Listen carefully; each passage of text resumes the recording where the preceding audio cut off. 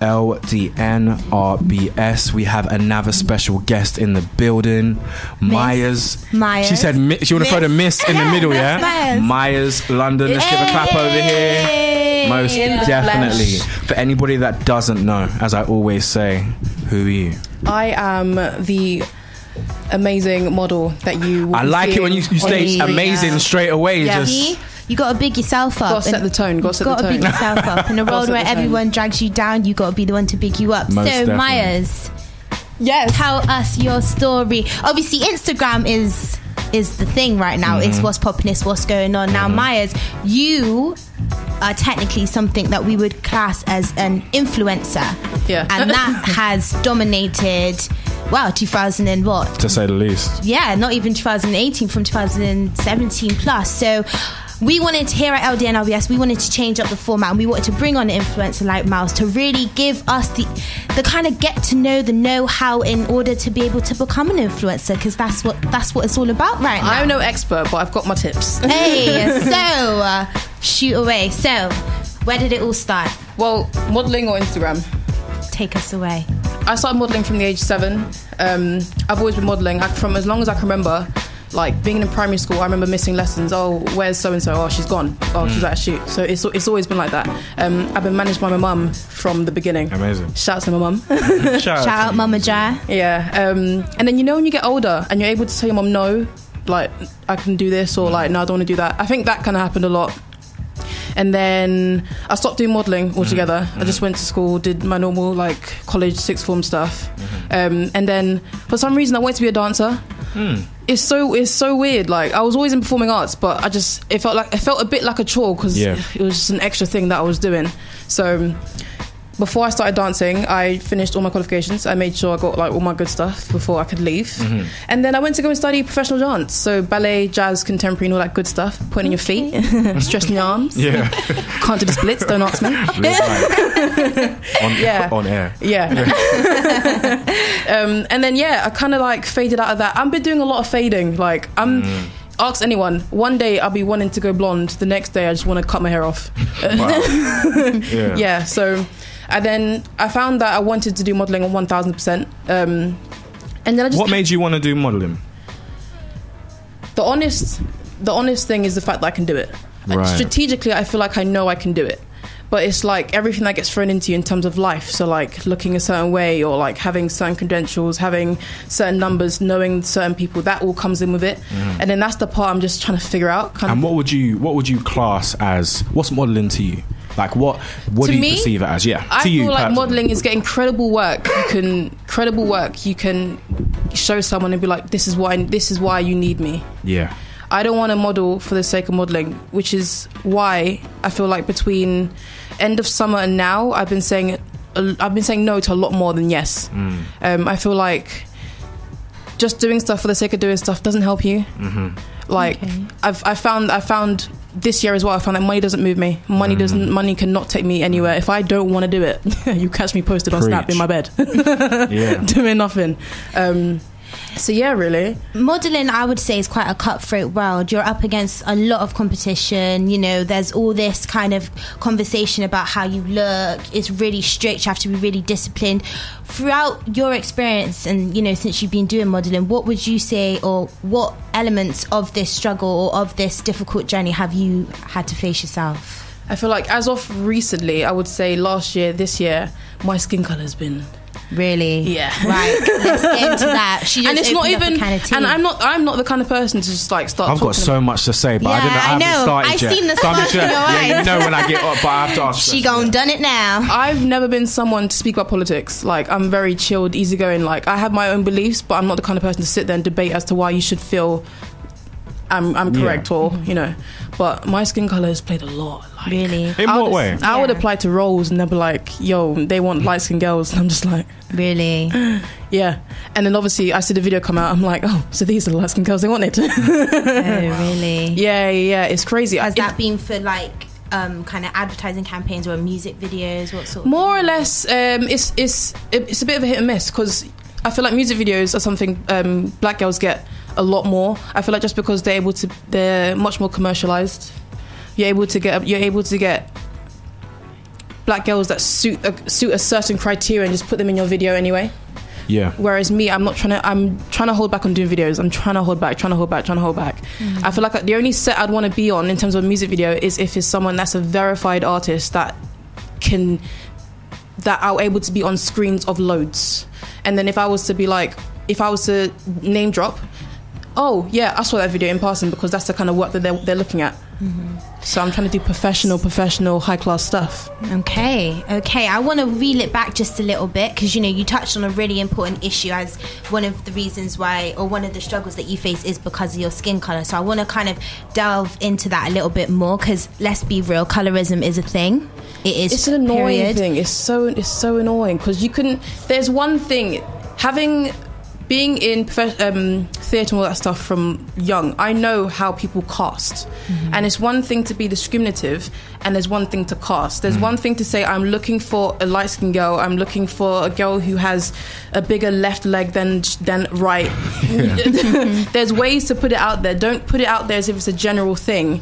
And then when people are submitting the girls, for some reason you find all the light-skinned girls have been chosen and all the dark-skinned girls haven't. And no shade. Throw shade. It's LDNRBS. It's okay. Not even shade, but when you know there's a certain caliber of work, and then when you see it, it's just like, what you're doing. The girls that I would see get put down and not get picked up for work, they could have easily smashed the job than the girls that were chosen. So I just feel like it's all preference. And me, skin color, discrimination, all that kind of stuff, I don't let it get to me. Right. Like, I believe in my source so much. I had a question too. How consistent are these moments for you? Like, how consistent would you walk into a casting and you feel like that's their perception as such, and that's what they're going to do? How consistent have you gone through that? There's never perception. That's the thing. You only find out, one, if you find out. Right. Okay. And then two, they'll either tell you, or you just get it. It's a thing that you feel. I'm not the kind of person to be like, oh yeah, it's because I'm this, it's because I'm that. But when you feel it, it's different. It's crazy. You're like, ugh. The first time I heard, oh yeah, they want you light-skinned girls, I was like, what's wrong with me? Yeah. What do you mean? But then after a while, it just doesn't faze me. A lot of stuff doesn't faze me. Imagine the petty stuff doesn't faze me, but the important stuff that's put in the society to break you down. So obviously, I feel like whenever something like this happens, because we always get closed doors. That happens in whatever anybody's doing. But how do you because everyone has a way of dealing with certain things, or what they're going to do next, how they're going to control that. How do you control that element when you walk into a casting that you possibly might really want, and you come across a door like that? What's your mentality towards how you deal with that? I feel like within the first hour, I'm just drilling. You're fine. You're okay. You're fine. Doing everything to just mentally distract myself from the obvious point for like the first hour, and then after that, I just go along with it. Literally, I just go about my day, and I'm not ignoring it. I'm just not letting it defeat me, and I'm not letting it chip away at me, because it's very easy to let it start chipping away at you. You'd be downstairs in the kitchen cooking, you're like, oh, I didn't get that job because I was dark skinned. Or you'd be out in the shop buying a Kit Kat, and you're like, oh, I didn't get that job because I was dark skinned. You don't want to have that. You don't want to have that in your life all the time. You want to let it.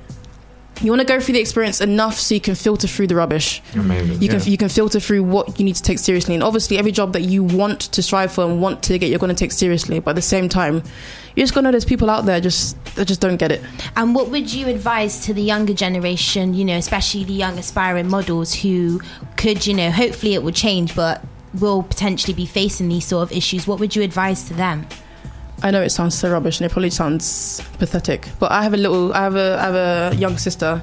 She's dark skinned. She's like dark skinned. I'm brown. She's like dark skinned. And I saw a post on Snap that she felt ugly. So obviously I snapped her back. I was like, what are you talking about? do you not see the beautifulness in our family? And she's like, no, I just feel really down because I feel like this, I feel like that. And I tell her, like, you just got to tell her. You just got to enforce it. Don't even have the conversation as to why you need to feel a certain way. Just enforce it, because you should feel like that anyway. Tell someone that you see that they're beautiful. Let them know. Like, it sounds so trivial. Like, why do I have to tell someone that they're beautiful? Yo, it can make someone feel like. But then I feel like, even because I'm so passionate about these, that's why I've held myself back the whole conversation. But my question is, this is a devil's advocate question. Why do you think that she thinks that? I feel like she thinks that because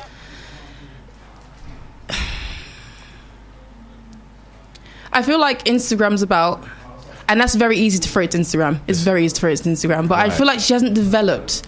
Like, I feel like there's, with everyone, they haven't, it depends on who you are. If you're P. Diddy, then you get it. But everyone develops. You're not at your peak until you're at your peak. Hence why you're facing problems anyway. Grow. Yeah. Grow. Yeah. I don't know. I don't know how to explain it, but I feel like just be you. Find out who you are. Don't let. Do you think the light skinned girl has to develop and? Yeah, because more time they don't even feel all the light skinned girls that I know. They're nothing like what they're painted up to be anyway. They've got they've got their own development. As the light skinned girl sits directly next to you. Yeah. Every girl's got their own development. Like, yeah, it's different. It's as a race, as a collective of people, black people. Then yeah, we have our own things. But as black females, we have our own things to deal with. Because ironically, say someone like me, I could find a black woman beautiful. I could find a mixed race woman or a light skinned girl beautiful. But the funny thing is, that's the simple mentality. And I believe the true mentality. But when we add society, that's when it gets all crazy. That's when the black girl goes, am I beautiful? I don't know. I think society, that's my opinion. I feel society one makes a thing I do difference. think is overlapping is the fact of having a personal preference and being a person that subsides to colorism, because I would say that we've all got a type, we've all got a preference in terms of gender, colour, whatever, and it seems like nowadays we've got to a point, not to get too deep, where it's like you can't say, oh well, I prefer black boys or I prefer mixed race boys as opposed to black boys, without it being, oh why not, oh that's borderline racist, borderline colorist, if that's even a word. But then preference is one thing, but then a black girl who should love herself regardless, and this is a common theme, I've seen it a million times before, where a black girl will say, I don't know if I'm that pretty. Where does that concept come from? Because it comes from dumb comments like you're pretty for a black girl and things like that. When someone told me, that's so stupid. Someone told me I look like I'm from Brixton, but I sound like I'm from Buckingham Palace. I have to turn off the music just for that moment. What? She really did. I didn't react quick enough then. I just really did what you said, and I'm like, what? Yes, I've been told. What is that? And what do you think that is? I just think because my accent is very heightened, so they feel like, oh, what's heightened? But what does Brixton what would you perceive look as like? heightened? I pronounce my R's, my T's, my S's. Yeah. Oh, Christ. So you speak properly. Yeah, exactly. Yeah, but what does Brixton look like? I don't get that. It's that pre. And I could name about 5 or 10 amazing people from Brixton. It's crazy. It's insane. I feel like it's society that comes in and adds all their nonsense. Imagine a world without society's nonsense. There we go. Can you imagine how, not even stress-free, but all the things that's put on, like the flipping government and Theresa May just doing absolute stupidness. That's stress within itself. It's things are put in to make us forget and to think about things that don't matter. But if you just sit in yourself, and another thing as well, I've found when I was taking theatre classes way back, Cray. Yeah, Cray. In order to really get the character. We had to literally sit and do I can't remember what it's called. It's an Australian thing where you literally have to lay on the floor, breathe in through your mouth and take it all the way down to your spine, and you're able to really sit there and think and just let your thoughts go. The more people let their thoughts go and just be within themselves and be a human being in the presence of right now, I feel like we'll have a better society. I agree 100%. So let's move away from the issue of colorism, because I think we would be here all evening if that was the case. Let's talk about Instagram. So tell us, when you go on Instagram, how you made your mark, and advise us for all those who want your mark. Yeah, I want to know. Tyrone's in this interview and I'm talking about making your mark. Shush. Do you remember? Talk to us about Instagram, Myers. Would you remember the day we was in school when Instagram first came out? The day Instagram first came out, we was like, what is this? Like, I used to bang it out. Funny enough, I had Instagram before the one I have now, and I had stupid followers. If I was thinking how I was thinking then, how I was thinking now, would have gone clear. Really? But I feel like 3 or 4 years ago, Instagram wasn't that big. It wasn't at all. No, not as much. Yeah. It's really grown now. I mean, people especially have made right now. Everyone was really banging out the filters that Instagram actually gave you. Yeah. So I want to break this down now, because you are a influencer as such. First off, I want to explain what an influencer is. An influencer is within the word. You influence people that you follow. You influence them to either or that follow you. Ooh. Well, that follow me in particular, because I'm strictly only putting out what I want to show and what I want to promote. Mm-hmm. If I don't like it, you probably won't even get a response in the DMs. Stush. Not even time wasting. Not stush. Selective. That's the word. I got you, sis. What was I saying? You were saying about you. Yeah. So I strictly only put out what I wanna influence to the people. So right. I'm into makeup a lot. Mm-hmm. Which is a massive. I know this just because of my family. A lot. I know it's a massive business, but yeah, it's crazy. I'm into makeup. So at the moment, I'm putting out videos on my Instagram page, like little 1-minute clips. Yeah. And I found that the modeling alone on my Instagram page wasn't doing a lot. Right. Funnily enough, weird, crazy. I don't know why, but here we are. So then, as I started the makeup, it started to get an influx of people. Yeah. And then it just started like that, really. Mm-hmm. People came in, oh my God, your makeup this, your makeup that. And then it just became a thing. It just became an ongoing thing. Mm-hmm. And yeah. Has your goal even changed as times, because you've gained an audience, has from the start to gaining an audience, do you feel like your goal has changed in any sense? No. Okay. 100%. What was your goal?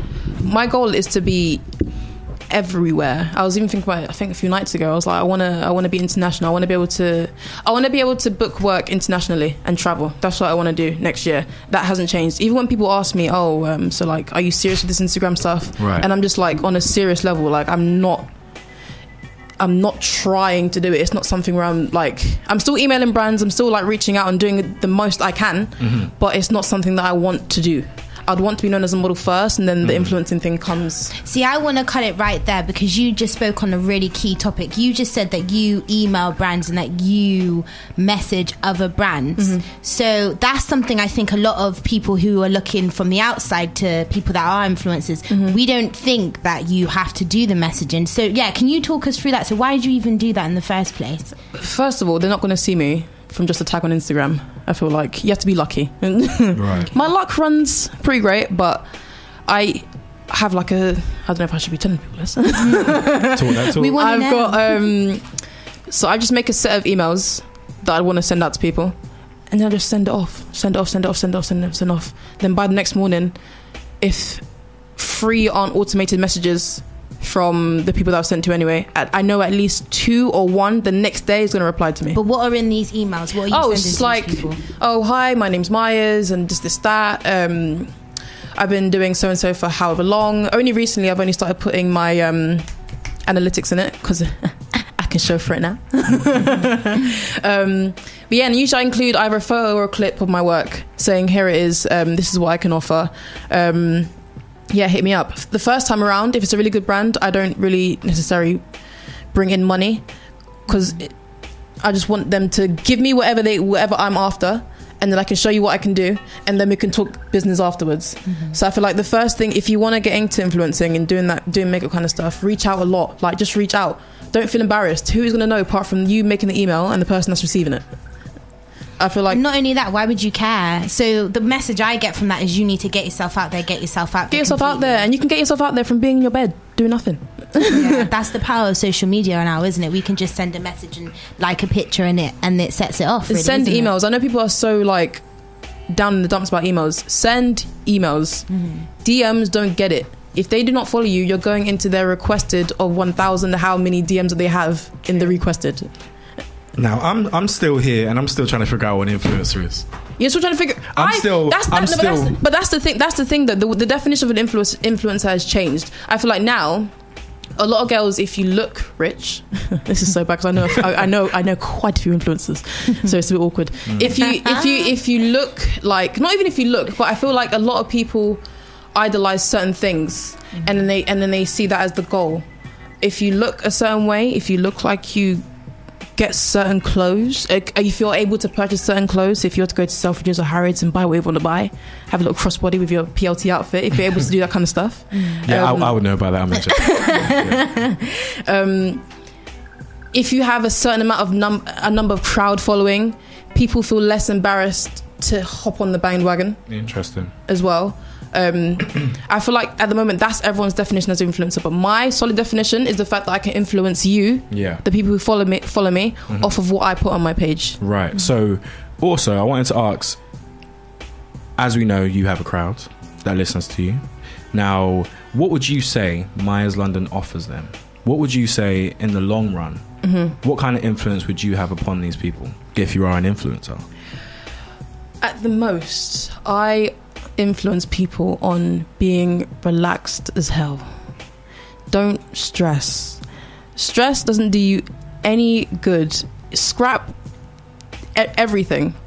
Don't be stressed. Don't look at the next person and be like, oh my god, why are they so great? Why am I in bed eating crisps in the afternoon and not going to the gym every hour and not drinking as much water as I should be? Go drink water then. Get in the gym. I know it's not easy. Go for a jog. Don't let it eat you, because once it eats you, once they're finished eating, you're still going to be there feeling how you feel. So there's no point in stressing over it. Either you deal with it or you don't let it affect you and you work one step at a time. I feel like that's what I offer 24/7 chillness and 24/7 slavefulness. Okay, you heard it here first. I want to talk about a really important subject, a really important life lesson, essentially, anyway, and that's about building your brand. So obviously you started off with 0 followers and now you've got yourself, how many now? 12.3 thousand. Okay, so talk us through that, because there are many people and a lot of people who are going to be listening to this that want to get on that 10k follower pipe. Me in 2, actually, because I want some free wigs. Can we give us some followers, please? What's going on? I don't. We need to stop this. We need to stop hating. No, it's true. I want to know, you've obviously built a brand and built yourself up, so talk us through that. How did that start? Posting consistently. It sounds very like monotone, I've heard this before, but I promise you, post consistently, because I found when I wasn't posting a lot, I would literally see my numbers go down by the day. How often are you posting? Now I feel like twice a day. Sometimes I'll go on Instagram and it's live and post it in 3 days and I'm like, oh, I need to put something up real quick, but then I have a picture, so it's like, oh, you're gonna chill here and watch me on my story because I'm not posting for anyone. So you're posting about 2 times a day every day. What would you say to that, to the, because I'm really big on this now when it comes to mental health and Instagram. What would you say to the, because you might have a mentality where you know what it is and you've got it patterned in a way like you know what it is and you know you can't be affected by it in the whole, it doesn't mean that much to you, but there's going to be that whole demographic that might even look up to you and then say, oh, I need to get those followers, and if I don't, it's an issue. What would you say in that sense? Because I think that I would say quality brings over whoever needs to be around you. Don't ever think quantity matters. Quantity matters in the grand scale of things if it's a mass. If it's meant for you, and because some companies, I found that some companies definitely don't choose you unless you have like 50, 100k followers. And then when you look at the brand and how much followers that the company has, you're like, all right, cool, I get it. What is my 5,000 going to offer you? Right. But I found that quality over quantity helps. Don't just post for the sake of posting. Don't. It sounds so basic, but just don't let the numbers affect you. Tell yourself this. Don't let the numbers affect you, and then go for Instagram and look at why. It doesn't matter. And when you say quality over quantity, what sort of things should people be posting? So I would say nice quality photos, because we all like looking at a nice quality photo, don't we? So good lighting. Good I would say if you are looking to do the YouTube channel stuff, I would say get a ring light and then have 2 box lights, so you have natural light all around you. So then that automatically makes you look like you're outdoors, not even outdoors, but daytime. You can tell with some videos that when the ring light is just in front of you, it looks very studio-ish. So in terms of YouTube, make sure you have your surrounding light. In terms of Instagram, I haven't even found the niche of Instagram. I feel like I can't take them pictures like those girls that just stand there like. I wish I could relate. I can't relate to any of this. I've seen the pictures you take. No, but you know the proper, like the proper ones. And yours look like the proper ones to me. Okay, while you guys have your moment. Also, in the next 5 years, where is Maya's London? The next 5 years, where am I? I want to have credential work under my name. I want to have credential work under my name of the now, because back in the day I was in like Vogue, Bambini, Dreams Beds, Disney, all that stuff back in the day. But now I want to have some Nikes, some Adidas, even if it's just PR work. Either way, to just get in the door, I'll figure the rest out afterwards. I want to have some credential work under my name so I can then forward it to people, and then they can trust me a bit more with their work. I've also found that if I don't have the evidence to prove that, hey, this is what I can do, they're taking a risk on me, which is what I want them to do. I feel like I'm the one of ish people that just want people to take the risk. Right. Take the risk. If you're listening, take the risk on me. I might not have all the evidence. Take the risk on me. I'm serious and I'm sick. Take the risk on Maya's London. Did you hear that? Let's give a clap to Maya's London. Glad her in the building. What's your socials too for the people? My Instagram is Maya's London __. My Snapchat is a weird name, so we'll drop that later. And my Twitter is _SC Myers. So yeah. Well, thank you for coming. We hope that has given you guys an insight into what it is to become an influencer. And Tyrone's still not going to become an influencer. And why not? There's a new hashtag going around. Yeah. Why not be an influencer or something? Yeah. Oh my gosh, I'm going to still miss it. You could start off with the picture where like they're reaching off to the camera. Never going to happen. You've definitely got the look for it. Let's go. I'll let it go somewhere else. Throw on an ASOS jumper and a nice jacket. She said ASOS. Well, this has really helped me, because I'm hoping in the next 3 or 6 months I'll be starting to get some bundles sent, some free pallets sent, because I know that's what Maya's is getting right now and living the best. Oh please, when's the last time you paid for a frontal, girl? Please don't start now, girl, please. But LDNRBS, we've got Mira May in the building. Wait, in can about we actually 5 shout minutes. out Hair From Him, please? Because Hair From Him is bomb. Shout out Hair From Him. Hair From Him's bomb. If you're looking to sell a new frontal, LDNRBS.